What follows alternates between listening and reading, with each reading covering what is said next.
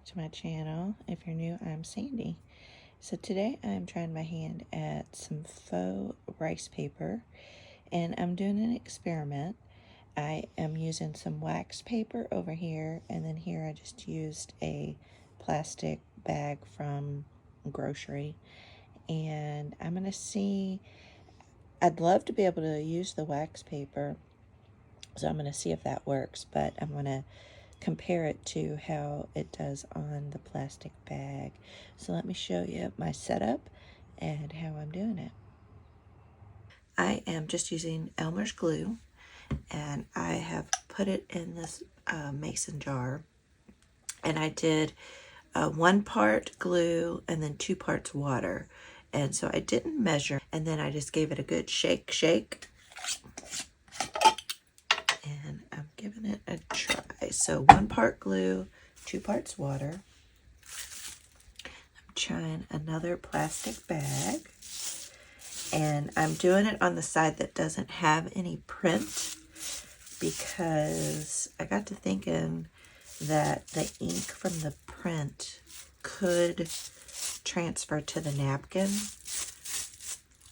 because of the glue water mixture, and I didn't want that to happen. So if you're going to try this, I would make sure you have no writing. And then on the napkin, it was a 3 ply, so I pulled off both of the plies, so I just have the single layer here. And then I'm going to put this down in the glue. I need to add a little bit more glue down here. So you want to make sure you have enough glue on the bottom to cover the whole napkin. You can put little markers on the bag with a black pen or something, so you know how big of a square of glue you need to do before you put the napkin down. And then you can do this with tissue paper as well, and I might try that next. But with napkins, they're more fragile because they're thinner than tissue paper. So you can't just paint. You need to kind of do a dabbing, pouncing method. And you still might get a couple tears, but you can always kind of push the paper back together to kind of cover up the tear.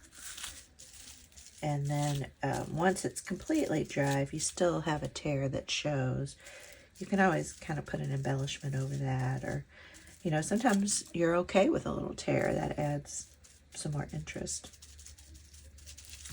So I just am going to glue this whole area. I'm pretty liberal with the glue, so let's see if that turns out to be a good thing or a bad thing once they're dry. And I'll show you the results at the end here once they've dried. I love this napkin though, it is pretty. This is, I'm making these for my patrons. So this will be in the May Junk Journal Happy Mail kit.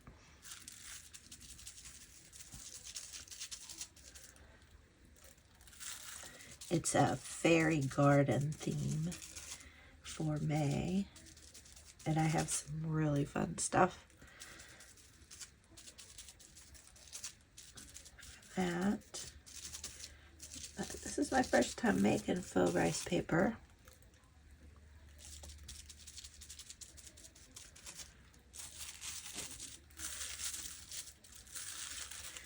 And then another trick that I've learned is you want to go around the edges and just do a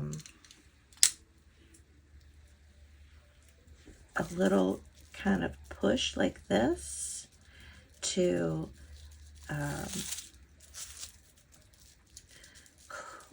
kind of crumple up the edges. This will make it easier to get the napkin to release from the paper bag once it's dry.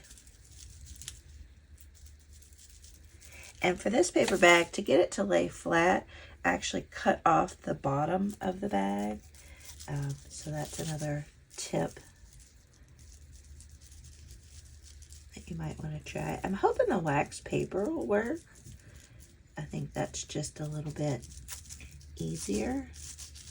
I guess it'll be more wrinkled on this paper bag. So we'll see what results I like better.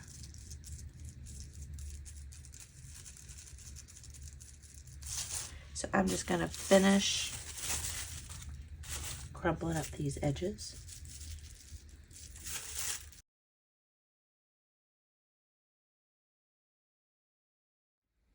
I am trying another experiment. So I have tissue paper here, and I've stamped it with all archival inks, archival distress inks, which make them waterproof.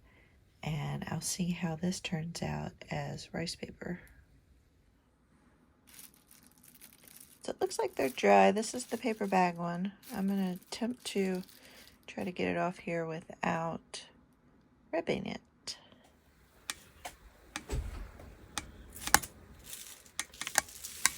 Try to use my Cricut little scraper spatula. Let's see.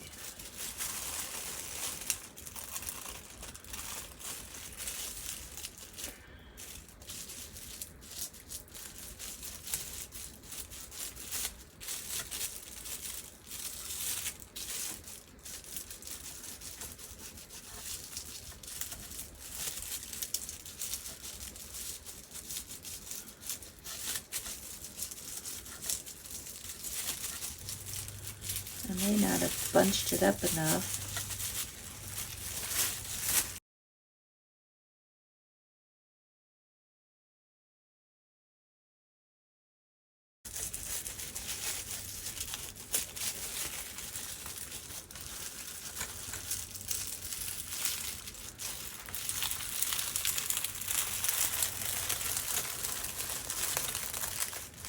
All right.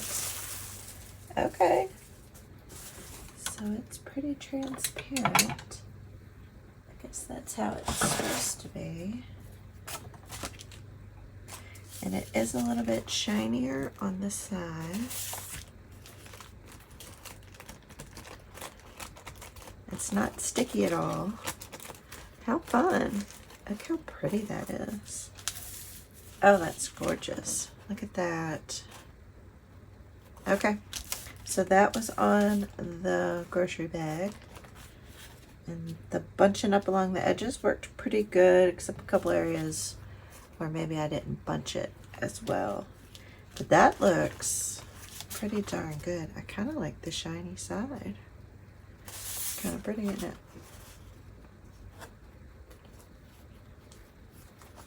Yeah, maybe I need a thicker coat. I'll try that on the next ones. It's so pretty though. I love that because here's the napkin beforehand. And then here it is with the translucent. That's pretty. So let's try the one I did on wax paper. They both dried about the same amount of time.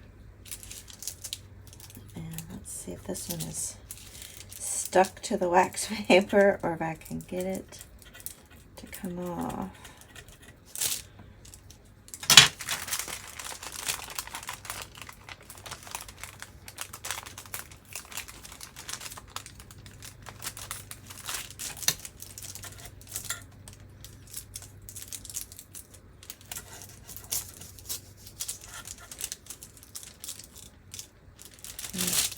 Yeah, it might be stuck to it. This might be a fail. Yeah, I don't think I've ever do it all.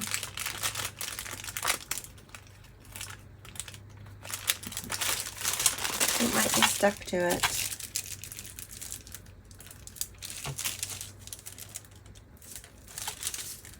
Because it just doesn't want to let go of the wax paper. Alright, so that, I guess, is a fail, folks. So wax paper, it just glues itself to it.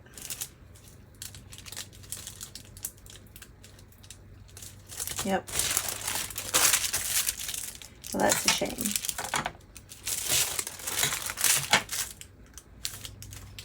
Still a little transparent.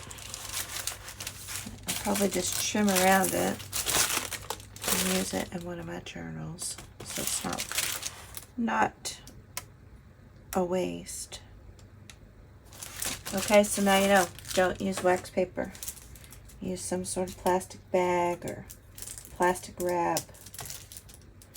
Yep, I guess this is really too porous. Okay, let me see if the other one that I stamped on is dry. I wanted to do a little close-up here.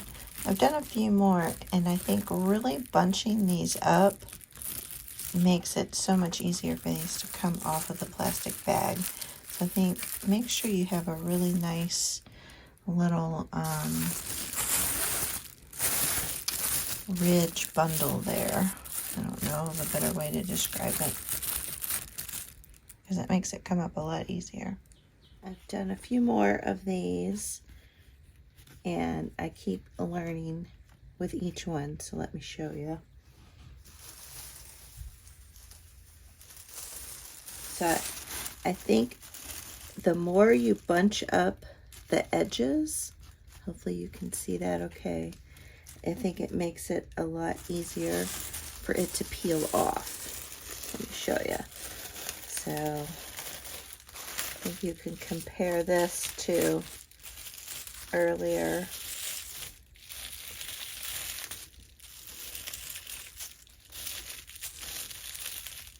And I might try it on the wax paper one more time and have it bunched up and see if that makes a difference.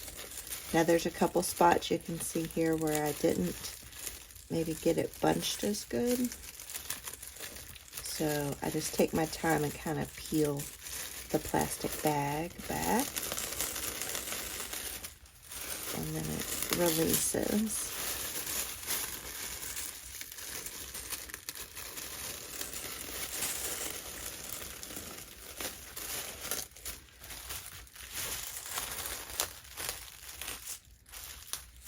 There you go. And then it's just so pretty. Sorry for the reach, but you can really see it behind a piece of paper. So yeah, really bunch up those edges. It makes it a lot easier to peel them off. And then I think I showed you all this one. If not, this is tissue paper. And I struggled to get this one off of the plastic bag. You can see around the edges. And then I had a little tear here and there. But it's still, where it's not torn, I really love how that came out using the archival inks. And then I've done another one, and this is on one of the layers of the napkin. So I'm going to try this and see if this one turns out, and I'll let y'all know. I did get the one off of the wax paper, but you can see here that quite a bit of it tore. So I could maybe try bunching it up, but the paper bag, or the plastic bags, are working well. I know I keep saying paper bag, but I mean plastic bag, are working well. So I just may not even mess with the wax paper.